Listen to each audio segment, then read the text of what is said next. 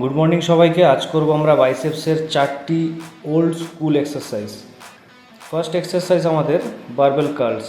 কোমর সবসময় সোজা রেখে পুরো কন্ট্রোলের সাথে 3টে সেটে 12 থেকে 14 র্যাপসেটাকে আমাদের পারফর্ম করতে হবে। আমাদের প্রিচার কার্লস, ইনক্লাইন্ড বেঞ্চে মডারেট ওয়েট নিয়ে খুব স্লোলি এটাকে পারফর্ম করবে। বারবেল নামানোর সময় পুরো ছেড়ে দিও না, কারণ এই এক্সারসাইজে বাইসেপস টিয়ারিংয়ের চান্স কিন্তু প্রচুর থাকে, তাই ফুল কন্ট্রোলের সাথে তোমরা এটা পারফর্ম করতে পারো। থার্ড এক্সারসাইজ বারবেল কার্লস, বাট আমি এটাকে ইনক্লাইন বেঞ্চে পারফর্ম করতে বেশি পছন্দ করি। দাঁড়িয়ে পারফর্মের চেয়ে এখানে রেঞ্জ অফ মোশন অনেক বেশি ফিল হয়। এটাকে তোমরা 3টে সেটে 12 থেকে 14 রেপিটেশনে পারফর্ম করতে পারো।